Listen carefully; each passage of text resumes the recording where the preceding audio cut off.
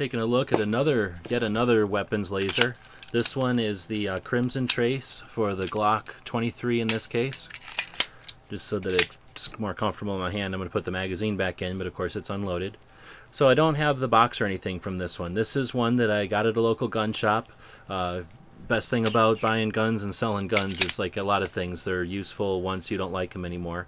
So somebody bought this and didn't like it. You know, I paid quite a bit less than what they cost new. I'm guessing, like most lasers, it was in the $250 to $300 range.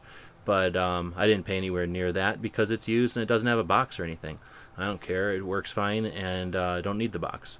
The only thing I didn't get with it, which was luckily for me not a problem, was the Allen wrenches. There's a tiny little Allen wrench here and a tiny little Allen wrench up here to sight it in, and I didn't get those because I bought it used.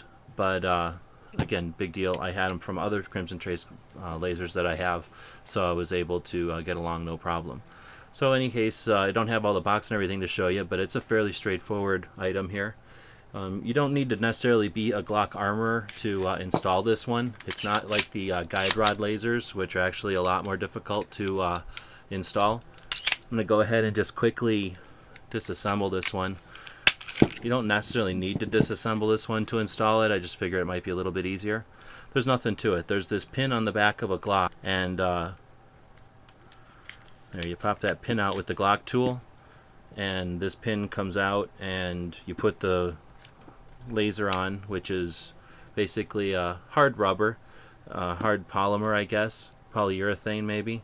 There's the switch on the back is rubber. Everything else is sort of a impact resistant type of plastic, and it's of course fit perfect to the back of the Glock there. Now it won't fit on the small Glock, the 26 or the 27. It won't fit on this full-size 22 either. I really wish it did. I'd much rather use it on the full size, but or on the 27 in either also because the 27 doesn't have a rail. But because I don't run a light or anything on this Glock, I went ahead and put it on this 23, and I just dropped a battery there. Now it'll work. You'll notice it works with just one battery. I've got the other battery right here in my hand. The second battery is just backup. But when you have them both in there, it just basically means you're never going to need to replace the battery. It doesn't make it any brighter or anything. It just basically extends the service life by double, I believe. So now I'm going to go ahead and just set the pin back in.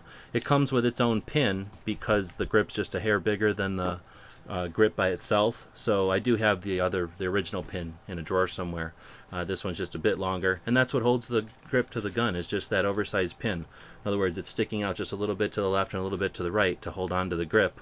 But because it's so well made, it just fits right into the back of the grip angle of the Glock, and it's basically a part of the frame now.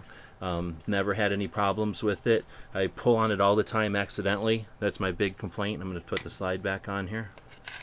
My only real complaint with this laser is that I usually grab this with the meat of my hand and pull back, in which case I've just locked my hand. So I have to get used to the drumstick method, where you cant the gun and slide that way, which is a perfectly decent alternative. I just have to remember to do it. With this one, it's not too hard because I've had it on here long enough that I remember to do it now. But very comfortable. It does add some bulk to the outside of the Glock. Some people really hate that. It's off kind of an odd place. It's not only below the bore axis, but it's also down below. So it is really in a bad place. Unless for some reason you can't your gun, if you're left-handed and you can't your gun, then it would be straight below the bore. But for most of us, it's kind of an odd place. So wherever you're going to sight this in, you are going to shoot a little bit askew when you're at a closer and a further distance. But for the most part, I don't have a real problem with that. It's a very bright laser, Crimson Trace.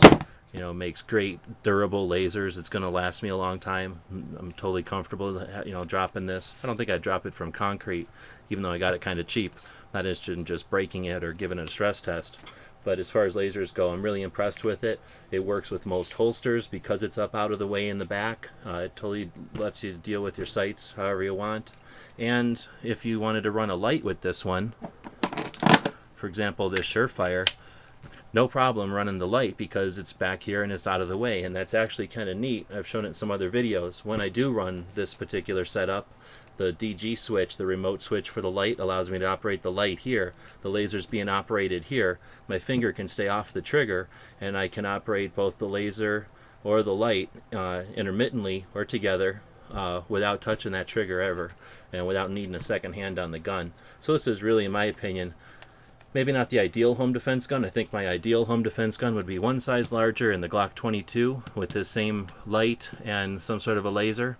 But as far as Crimson Trace goes, really great laser. I think they run somewhere in the 300 range, probably, depending on where you get it, maybe a little less, maybe a little more. They make them for most pistols. Because it's in the way here, it doesn't lend itself to an XD. Some of the larger Glocks, this can get pretty bulky, but they do make a new one for the Glock where this laser diode's a bit smaller. This is the older model, I should mention. The newer model for the Glock is sort of a skeletonized version, and it's a little less bulky. But for some people, it's not a disadvantage for me, in other words. So this is the Crimson Trace grip laser for the Glock 23.